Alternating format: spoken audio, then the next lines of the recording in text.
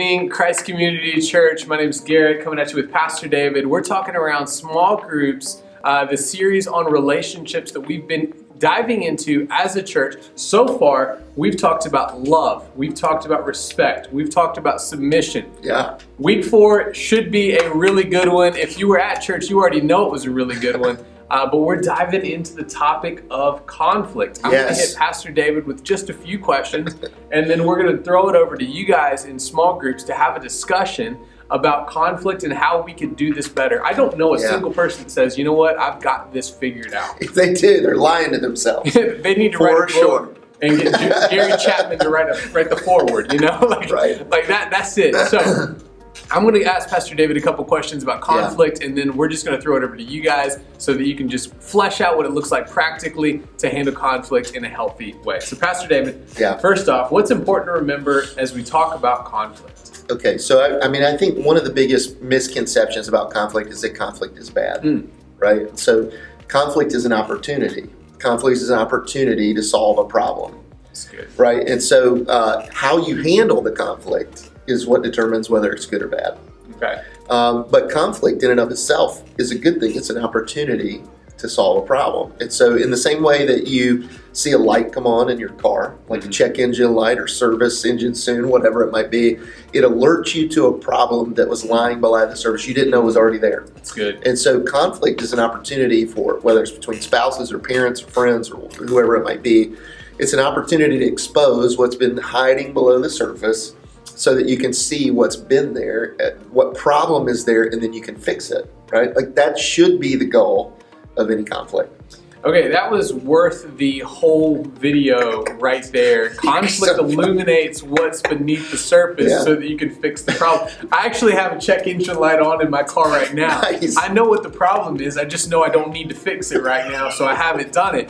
But, but that is such a good analogy, Pastor David. I love it. All right, so as we talked about what conflict is, all right, how do we handle conflict poorly?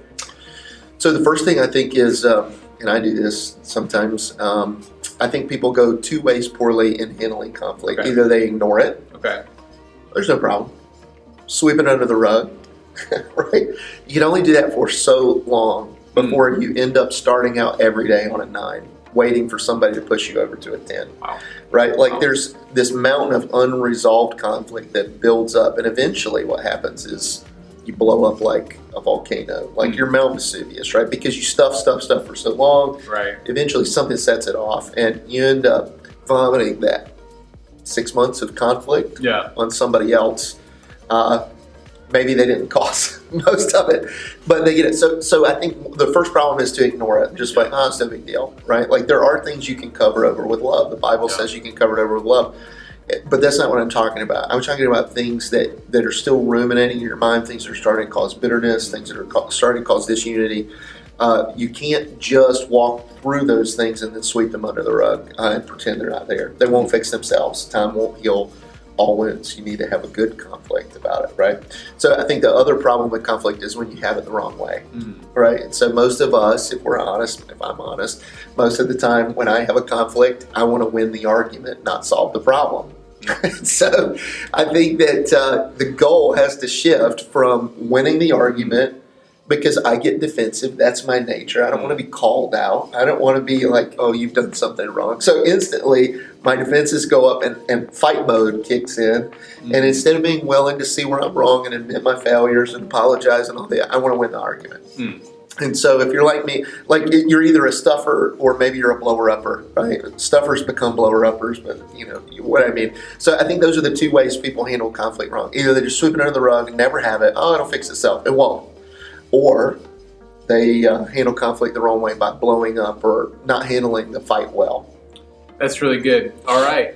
So that's the negative side of conflict. Pastor David, how do we handle conflict in a healthy way? Yeah. So, I mean, I think the best piece of advice that I could ever give, and I wish that I could live this out perfectly. I'm learning. I'm doing a lot better than I used to, but I'm still nowhere near where I need to be. Proverbs 15 says, a gentle answer turns away wrath, but a harsh word stirs up anger, right? So in every conflict and every argument, there's an opportunity for you to have a gentle answer. You can't have no answer, right? It's a gentle answer. If you just sweep it under the rug, no answer, it'll eventually blow up. But a gentle answer, one that's receptive to fixing the problem, can actually find a solution, right? But a harsh word stirs up anger. So if you fight fire with fire, it explodes, right? Like it's gasoline on the fire or a blanket to smother out the fire. So I think most of the idea about handling a conflict well happens before you ever talk to the other person. So it starts with you, right? And so here's just a couple of quick tips. Okay. You ready? Okay, so the first thing is you need to identify the problem. What's really making you upset? What's making you mad, sad, frustrated, whatever it might be? You got to identify the problem. Before you ever go to the person, most of us are just reactive, right? In the moment, boom, I'm going to react. Instead, you got to figure out and identify the problem. Second thing is you got to analyze the problem. Why does this make me so upset?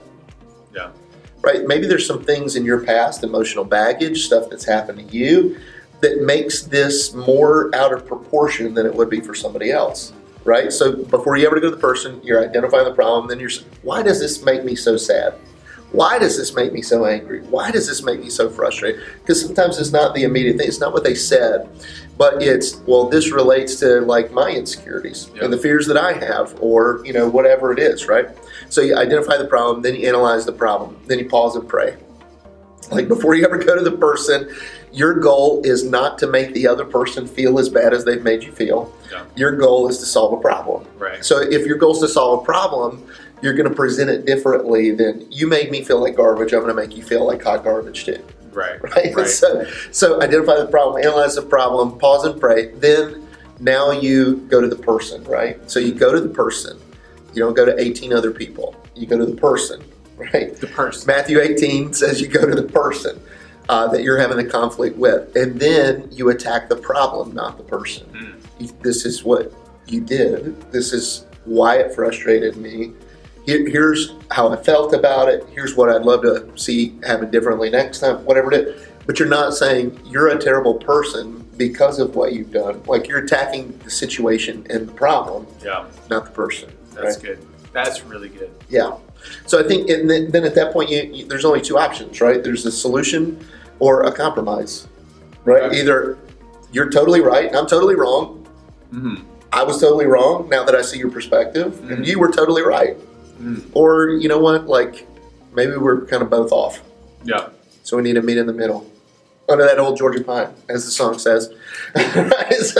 So then at that point, after you've solved the problem with a solution or a compromise, then I think you can have forgiveness. And we talk about that next week.